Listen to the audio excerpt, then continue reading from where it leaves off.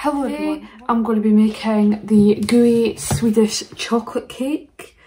For those of you who have been to IKEA, which I'm pretty sure is everyone on the planet, IKEA used to sell this but they discontinued it, so I've had to make my own.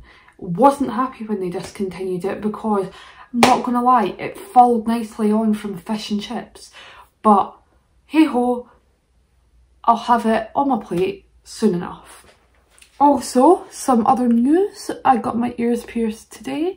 I keep on obviously forgetting that I've got them pierced because I've not had them pierced for like 20 years, but yeah, they're a wee bit painful at the minute, but it's the first day. I got them literally pierced probably like 2 hours ago if you're lucky. So without further ado, let's get into the video. The recipe. So you'll need salt, cocoa powder, icing powder, icing sugar, sorry. I've went for self-raising flour. It just says flour, but like from my previous knowledge I know it should be self-raising. Castor sugar, and then I've got some vanilla extract, 2 eggs, and some butter it says, but I always use the baking spread if I'm baking. So the first instruction, let me see, is to preheat the oven to 180 degrees, which I'm going to go and do.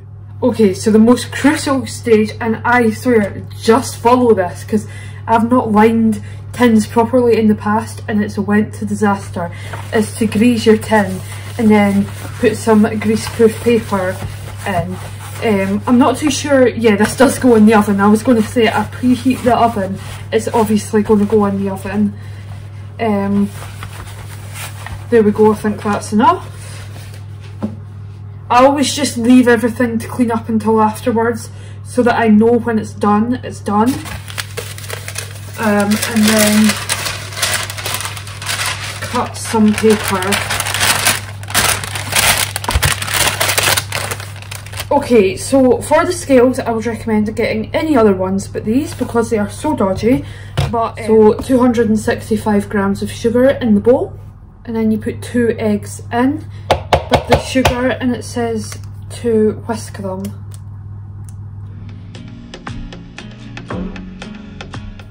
So for everyone who hasn't met him, this is my cat Jacob.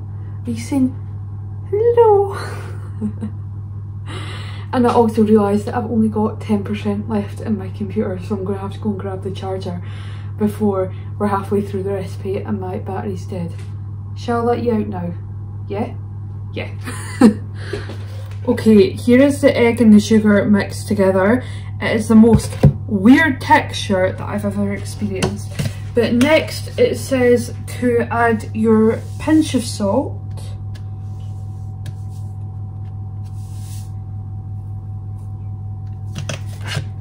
And then the flour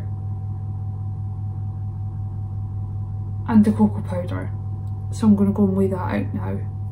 So 60 grams of flour and 30 of cocoa powder. Just a bit of, so I've just used the 2 clips here just so that I don't have to hold the sieve and I can sort of just stir it in. Just going to whack everything in though, so that I can just sort of stir it and it'll gradually go in. I just find that so satisfying, the flour and the cocoa mixing together.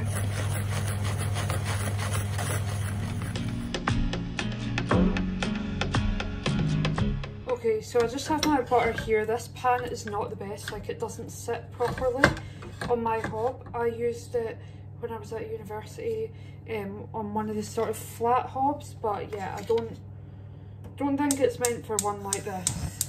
Anyway, I'm just going to melt this butter. It's already melting, which is always promising.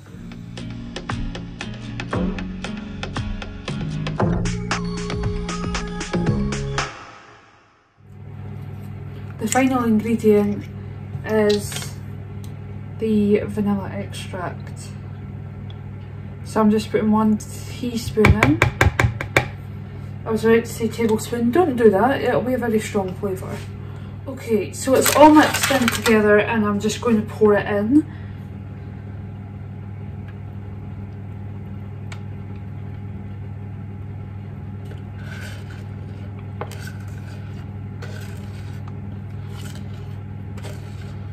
Smell-o-vision should be a thing right now. Now put in the oven for 20 minutes. I'm just going to put mine in the middle shelf because it's where there is the most room. Okay, so the final instruction is just to get some icing sugar